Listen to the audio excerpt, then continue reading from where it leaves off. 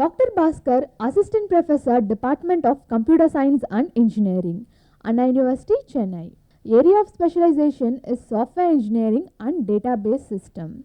Guided more than 12 research scholars, published more than 40 national and international papers. Is a reviewer and editorial board member in international journals. Welcome to the UGC lecture series in computer science. In this particular part of series, we have been looking at software engineering and I have been discussing on software design. In this particular episode, we will be looking at modularization. In the previous episode, I have given you a title on or a definition on coupling and cohesion, which has been used as a very common term in terms of modularization. In this particular session, we will be looking at the basic definitions of coupling and the term cohesion, the different types of coupling and different types of cohesion, and the relationship between coupling and cohesion. First, we will define on a term coupling. Coupling is the measure of degree of interdependence between modules. Assume these 4 circles as 4 different modules. Let me consider the first circle as one of the module which is called a student detail, the second module to be a subject detail, the third module as staff detail and the fourth module as mark detail. So, as per the definition, what I am giving you is the degree of interdependence between modules. So, this can be connected in many ways, say it can be connected directly to this can be connected directly to this, or it can be connected to any sort. This particular representation is called an uncoupled system where I do not have a dependency. Whereas, here when we look at the first module is dependent on the second module and the second module in turn is dependent on the first module. That is why we have indicated with 2 different arrows, whereas the communication between these two is one way. That is, the first module alone is dependent on the second module, whereas the second module is not. Likewise, I have communicated, I have transacted here. This kind of a system is called a loosely coupled system, wherein only some level of dependency exists. And the third representation is 2 different modules, I have more dependency, and here is a communication link which has got a higher dependency. So, this kind of dependency where I link together in large volumes, it is called a many dependency or a highly coupled system. Assume a case where there has been a cement brick. I was giving you an example of brick and cement paste in between. Assume a case where there has been a minimum quantity of cement paste which binds together 2 different bricks. I cannot put as many bricks as possible, so that with the same minimum paste it can bind itself together. So, that cannot happen, and without cement paste also it cannot be combined. So, try mapping it with our scenario. Here we cannot have 2 different modules which can act totally independent. So, without independency is not also possible, and there should not be a highest level of independency which is not encouraged. So, to achieve coupling, we need to have an environment which is supposed to have a controlling the number of parameters passed among the modules. So, we may have to control as many number of parameters as possible, so that it does not interact with it much. Avoid passing undesired data to calling module. Maintain parent child relationship between calling and the called modules. Pass data, not the control information.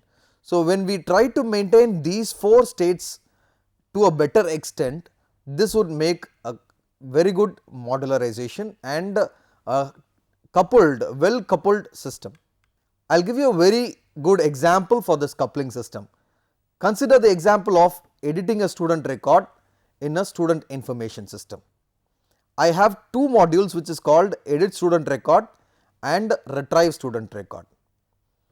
One particular scenario where if I am to edit a student record, I will insert the student name, student ID, address, course. Having given all these values to the database, it can retrieve a particular student record with an end of file. Is this the way we do on a specific database? I have said, although I have given you a very good set of user interfaces, although it can accommodate all these values, but is it that necessary to insert the student name, ID and address, course, all these details to fetch a particular record of student to the front screen? Instead, I look at another scenario wherein the same two modules exist, but I insert only the student ID and I retrieve the complete student record till the end of the file. Which is supposed to be a good design of these two?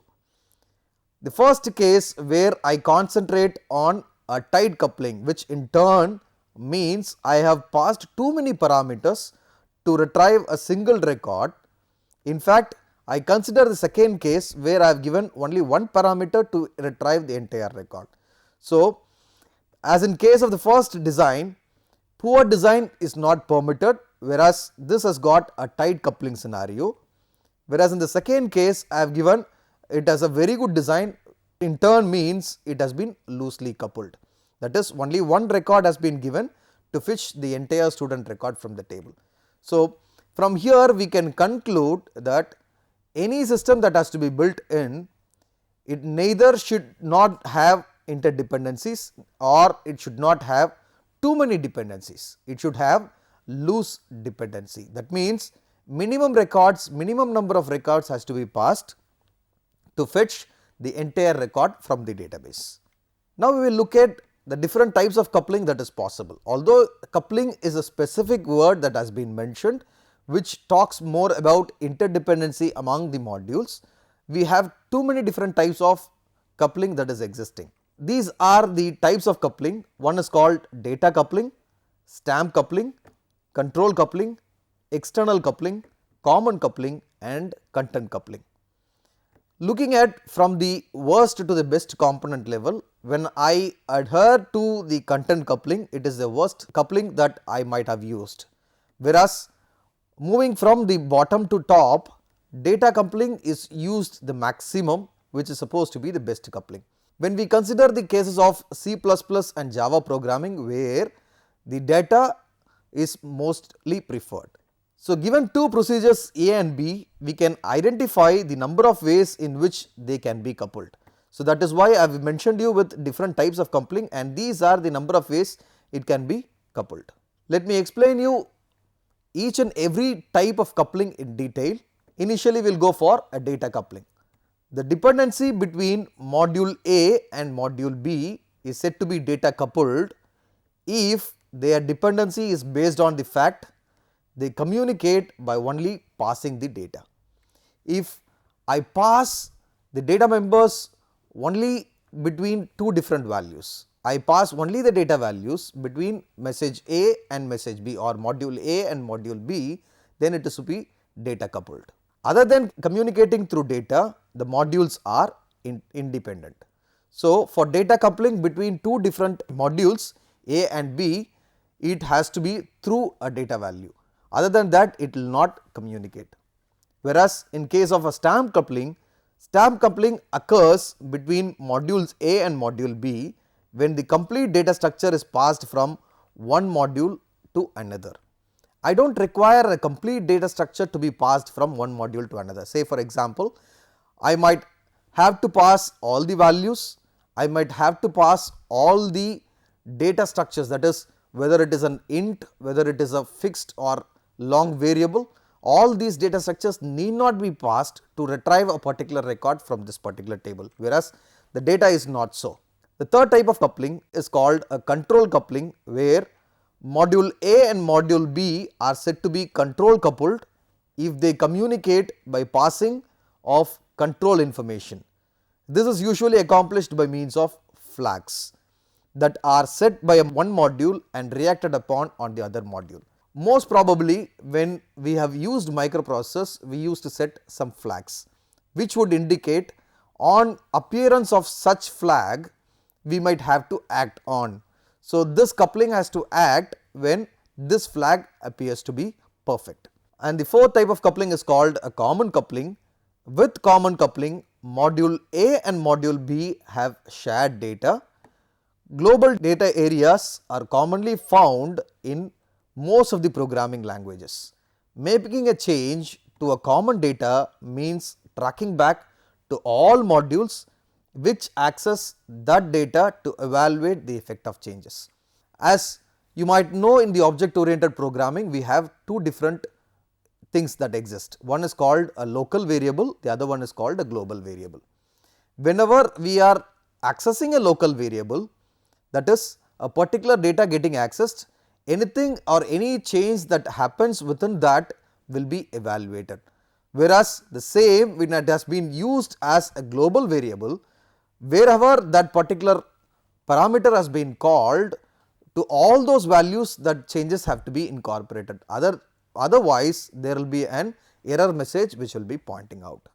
And the other type of coupling which is called a content coupling, where I have a module B. You might have done a programming which would indicate a temp as a variable. I have two modules B and D which need to be content coupled. That means I introduce a variable which is called a temporary variable. So, I introduce a go to temp variable which would actually direct in module D, and that temporary will be called separately to execute those statements. This type of coupling is called a content coupling. What we have seen as of first part of definition is about coupling, which majorly concentrates on the interdependency between modules. So, how dependent a module need to be? Is it need to be totally independent or totally dependent or a loose coupling? So, we would prefer to a loose coupling, and that too within the loose coupling we would prefer to a data coupling terminology. Now, we will go for the other type of modularization which is called cohesion. As I have indicated, the literal example of cohesion which you can remind it to your memory is the brick. When we take up a brick, we will look for the individual quality of the brick, the strength of the brick. So, when we have to put it on the wall, we will look for the strength of the brick, for which the mason would have touched on the brick and would see how much of strength it has got. Likewise, for it to get used in the software, we will define this term cohesion as cohesion is a measure of degree to which the elements of the module are functionally related. So, here is where we will talk more on the technical part of the modularization, whereas the functional part has not been dealt with in terms of coupling. Now, that by looking at a particular module, look at all the diagrams that I have represented, all are said to have a module strength, wherein the functional strength of all of these modules had to be said to be high. So, cohesion is equal to the strength of relations within these modules. Any number of relations that I can have within this particular module, how they are interrelated, that is defined in the term called cohesion. Now, we will have a short break.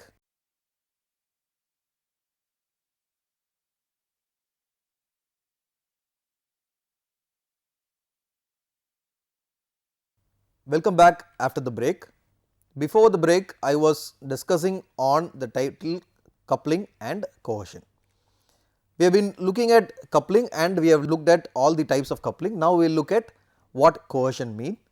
I have defined on a cohesion as the strength of relationships within the modules, which has been defined as a term called cohesion. Now, we will look at the different types of cohesion. As we have seen the different types of coupling, so does the cohesion also. Functional cohesion, sequential cohesion, procedural cohesion, temporal cohesion, logical cohesion and coincidental cohesion. So, these are the different types of cohesion which is to talk more on the functional aspects of the system.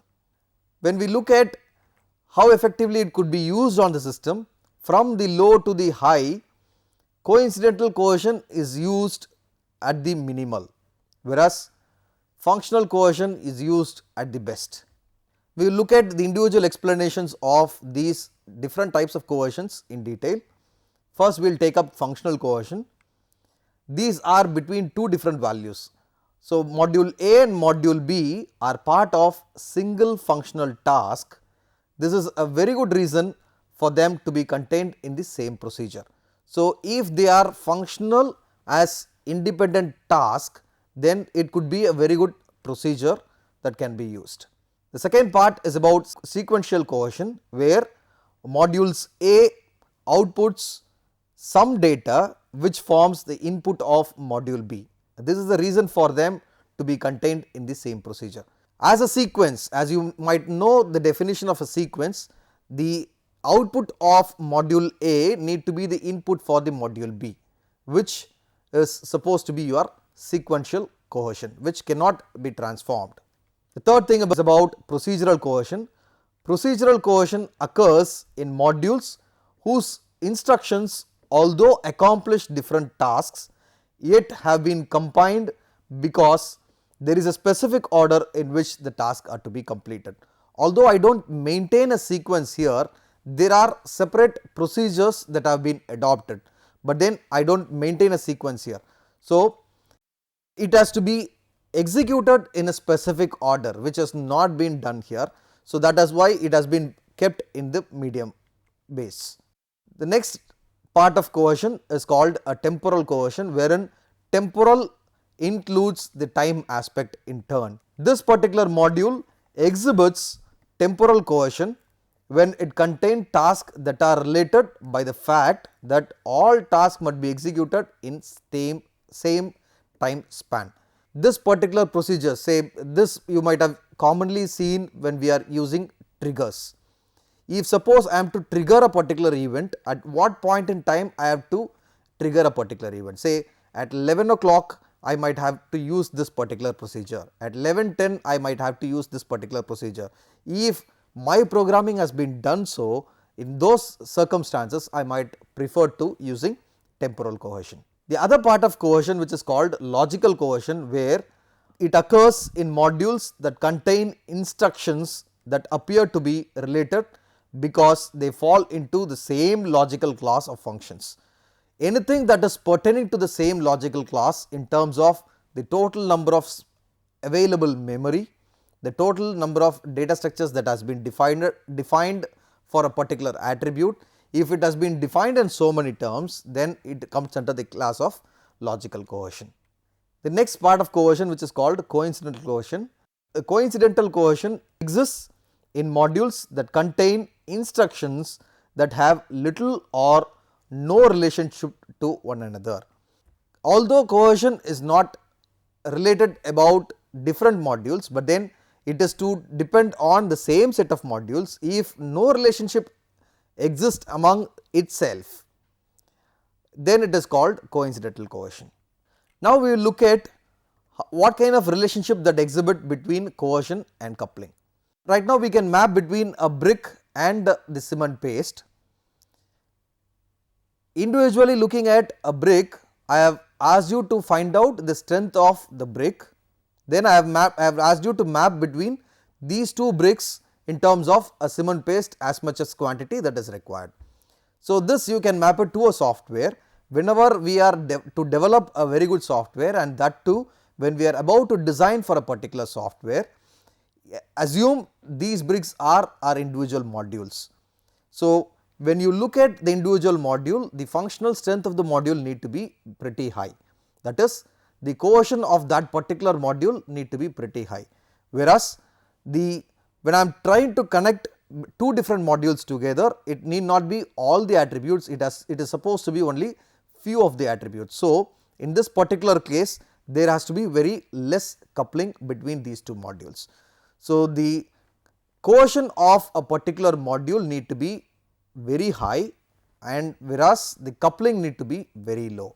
So, that you should keep it into your memory. So, that is what we are trying to mention it on in terms of relationship. If the software is not properly modularized, a host of seemingly trivial enhancement or changes will result into a death of a project.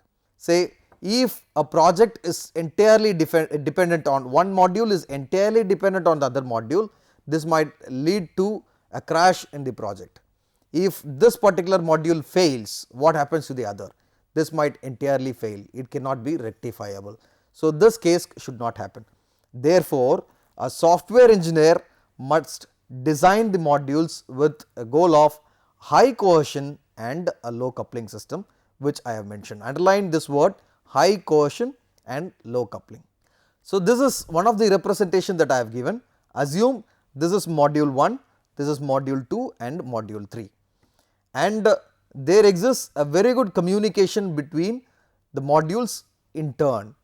Say this system is highly cohesive, the second module is highly cohesive and the third module is also highly cohesive, whereas when it comes to interdependency, this system is highly coupled.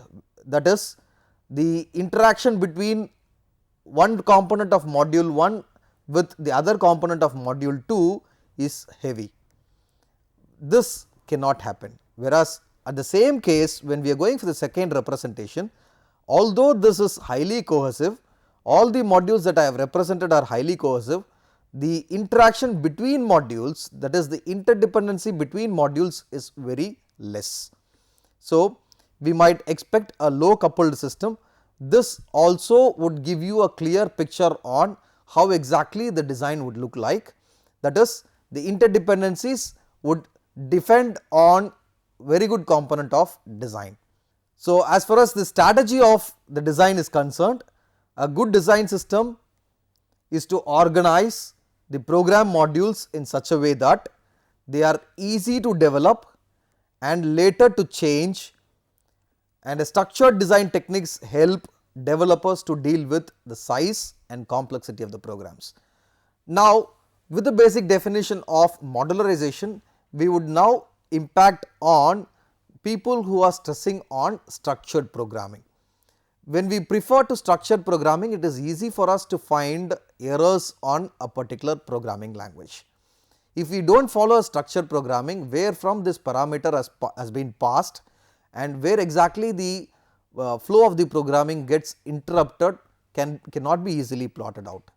The same is the case when we do a structured programming. When we use loops, in that particular case the programming style can be easily flowed through. So, that is what this particular slide has been indicating. A good design system strategy is to organize the programming modules in such a way that are easy to develop and later to change. Here is where we impact on maintenance should be easy. As I have started defining in the beginning of my slide, the design should be clear and it should be easily maintainable. So, changes, all those changes that we are about to incorporate on our design should be easily be maintained. Structured design techniques help developers to deal with the size and complexity of the programming. Analysts create instructions for the developers about how code should be written and how pieces of code should fit together to form a program. It is important for two reasons. First, even pre-existing code, if any, needs to be understood, organized and pieced together. See, I may not create for all the softwares the same user login and password. That cannot be individually called as a module unless or until it has got some additional components on it. So, if it is going to be a typical username and password alone, I can incorporate from the existing systems that I have already been developed. So, when I am trying to incorporate those sort of details with the existing technology, it should be feasible for me to exhibit all the pre-existing codes that have already been developed. The second is, it is still common for the project team to have to write some code and produce original programs that support the application of the logic of the system. On top of whatever that has been existing, I can add few more logics on top of it, so as to bring about a new part of design or a new part of programming that would support the exact expectation of the customer. For a software design to be a hit, I might either go with a bottom up design or a top down design or a hybrid design also. Most probably when we look at the hierarchy of any office or any organization, they would prefer to a top down hierarchy, whereas in some organizations they would prefer to do with a bottom up hierarchy. A hybrid structure which includes both top down and bottom up is also preferable. Now we will look at what this bottom up design would really indicate. These modules are collected together in form of a library. So anything that is at the top would indicate the root node, from where I will flow through the sub nodes, the leaves or its sibling.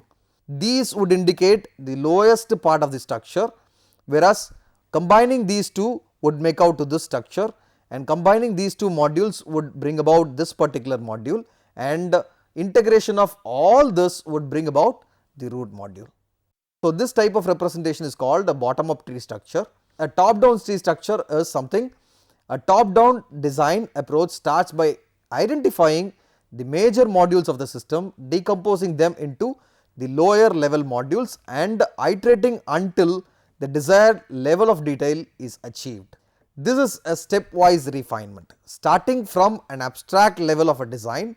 In each step of a design is refined to a more concrete level until we reach a level where no more refinement is needed and a design can be implemented directly. I will give you a very good sample for this kind of a top down approach. We might use a top down approach for a result management system. So maybe in the next episode I will give you an explanation for that particular sequence. So this particular session we have concentrated on the different coupling and cohesion terms, the types of coupling and types of cohesion in detail, and we have considered the relationship between coupling and cohesion. And I have started hinting on two different terms for the design strategy. One is called top down approach and the bottom up approach.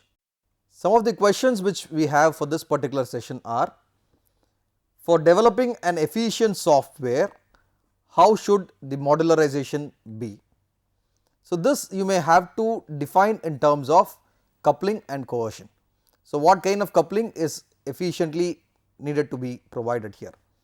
How do you rank coupling and cohesion in terms of its types? So whatever that I have been mentioned from low to the high, you have to mention all those terms. Mention on the different design strategies. Thank you.